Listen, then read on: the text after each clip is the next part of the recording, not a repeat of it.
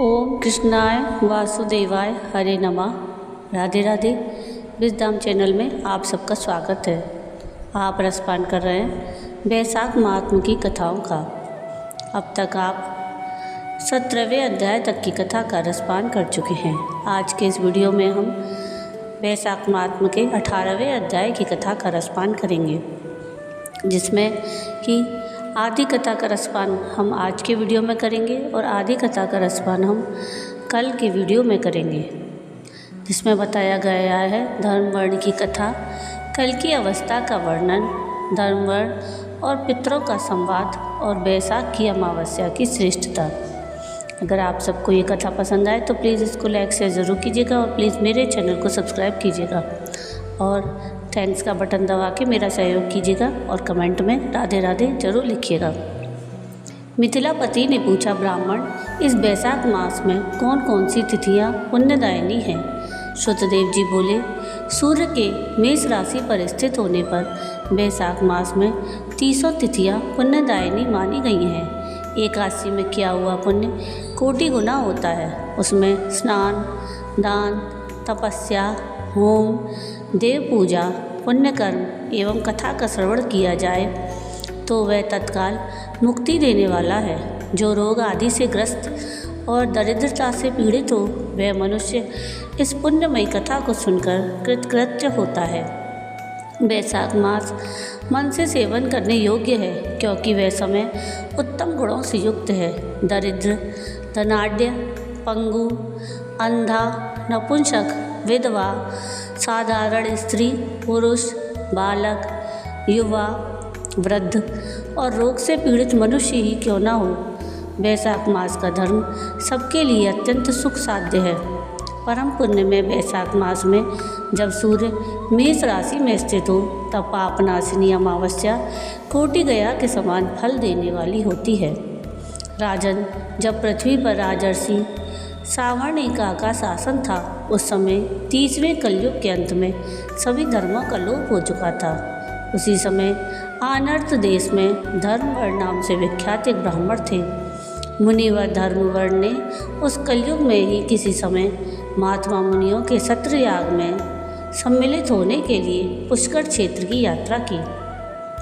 वहाँ कुछ व्रतधारी महर्षियों ने कलयुग की प्रशंसा करते हुए इस प्रकार कहा था, सतयुग में भगवान विष्णु को संतुष्ट करने वाला जो पुण्य 1 वर्ष में साध्य है, वही त्रेता में 1 मास में और द्वापर में 15 दिनों में साध्य होता है। परंतु कलयुग में भगवान विष्णु का स्मरण कर लेने से ही उससे 10 गुना पुण्य होता है। कली में बहुत थोड़ा पुण्य भी कोटि गुना होता है। जो एक बार भी भगवान का नाम लेकर दया दान करता है और दुर्भिक्ष में अन्न देता है, वह निश्चय ही ऊर्ध्वलोक में गमन करता है। यह सुनकर देवर्षि नारद हंसते हुए उन्मत्त के समान नृत्य करने लगे। सभासदा ने पूछा, नारद जी, यह क्या बात है? तब बुद्धिमान नारद जी ने हंसते हुए उन सबको उत्तर दिया कि आप लोगों का कथन सत्य है। इसमें संदेह नहीं कि कलयुग में स्वल्प कर्म से ही महान पुण्य का साधन किया जाता है और क्लेशों का नाश करने वाले भगवान केशव स्मरण मात्र से ही प्रसन्न हो जाते हैं। तथापि मैं आप लोगों से यह कहता हूँ कि कलयुग में ये 2 बातें दुर्घट हैं, शिशेंद्रिय का निग्रह और जिह्वा को वश में रखना। ये दोनों कार्य जो सिद्ध कर ले, वही नारायण स्वरूप है। अतः कलयुग में आपको यहाँ नहीं ठहरना चाहिए। नारद जी की यह बात सुनकर उत्तम व्रत का पालन करने वाले महर्षि सहसा यज्ञ को समाप्त करके सुखपूर्वक चले गए। धर्मवर्ण ने भी यह बात सुनकर भूलोक को त्याग देने का विचार किया। उन्होंने ब्रह्मचर्य व्रत धारण करके दंड और कमंडलू हाथ में लिया और जटावल्कलधारी होकर वे कलयुग के अनाचारी पुरुषों को देखने के लिए घर छोड़कर चल दिए। उनके मन में बड़ा विस्मय हो रहा था। उन्होंने देखा प्राय मनुष्य पापाचार में प्रवृत्त हो बड़े भयंकर एवं दुष्ट हो गए हैं। ब्राह्मण पाखंडी हो चले हैं, शूद्र संन्यास धारण करते हैं, पत्नी अपने पति से द्वेष रखती है, शिष्य गुरु से वैर करता है, सेवक स्वामी के और पुत्र पिता के घात में लगा हुआ है। ब्राह्मण शूद्रवत और गौएं बकरियों के समान हो गए हैं। वेदों में गाथा की ही प्रधानता रह गई है। शुभ कर्म साधारण लौकिक कृत्यों के ही समान रह गए हैं। इनमें प्रति किसी की महत्व बुद्धि नहीं है। भूत प्रेत और पिशाच आदि की उपासना चल पड़ी है। सब लोग मैथुन में आसक्त हैं और उसके लिए अपने प्राण भी खो बैठते हैं। सब लोग झूठी गवाही देते हैं और मन में सदा छल और कपट भरा रहता है। कलयुग में सदा लोगों के मन में कुछ और, वाणी में कुछ और क्रिया में कुछ और ही देखा जाता है। सबकी विद्या किसी न किसी स्वार्थ को लेकर ही होती है और केवल राजभवन में उसका आदर होता है। संगीत आदि कलात्मक विद्याएं भी राजाओं को प्रिय हैं। कली में अधम मनुष्य पूजे जाते हैं और श्रेष्ठ मनुष्यों की अवहेलना होती है।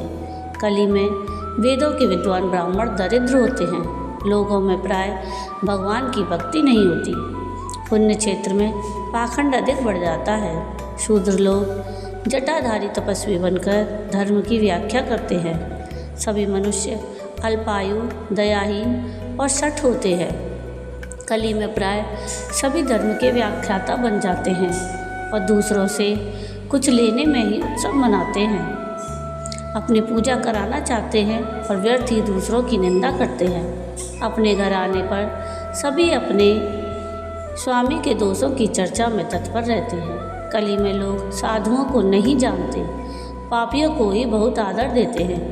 दुराग्रही लोग इतने दुराग्रही होते हैं कि साधु पुरुषों के एक दोष का भी ढिंढोरा पीटते हैं और पापात्माओं के दोष संगों को भी गुण बतलाते हैं। कली में गुणहीन मनुष्य दूसरों के गुण न देखकर उनके दोष ही ग्रहण करते हैं। जैसे पानी में रहने वाली जो प्राणियों के रक्त पीती है, जल नहीं पीती, उसी प्रकार जोग के धर्म से संयुक्त हो मनुष्य दूसरे का रक्त चूसते हैं। औषधियाँ शक्तिहीन होती हैं। ऋतुओं में उलटफेर हो जाता है। सब राष्ट्रों में अकाल पड़ता है। कन्या योग्य समय में संतानोत्पत्ति नहीं करती। लोग नट और नर्तकों की विद्याओं से विशेष प्रेम करते हैं। जो वेदांत की विद्याओं में तत्पर और अधिक गुणवान हैं, उन्हें अज्ञानी मनुष्य सेवक की दृष्टि से देखते हैं। वे सब के सब भ्रष्ट होते हैं और कली में प्राय लोग श्राद्ध कर्म का त्याग करते हैं। वैदिक कर्मों को छोड़ बैठते हैं। प्राय जिह्वा पर भगवान विष्णु का नाम कभी नहीं आता। लोग श्रृंगार रस में आनंद का अनुभव करते हैं और उसी के गीत गाते हैं। कलयुग के मनुष्यों में न कभी भगवान की विष्णु सेवा देखी जाती है, न शास्त्रीय चर्चा होती है, न कहीं यज्ञ की दीक्षा है, न विचार का लेश है, न तीर्थ यात्रा है और न दान धर्मी होते देखे जाते हैं। यह कितने आश्चर्य की बात है।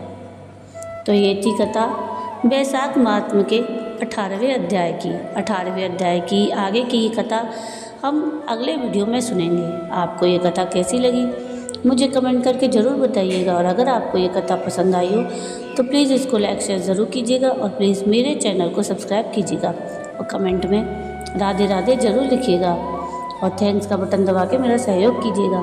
वीडियो पूरा देखने के लिए थैंक यू। राधे राधे।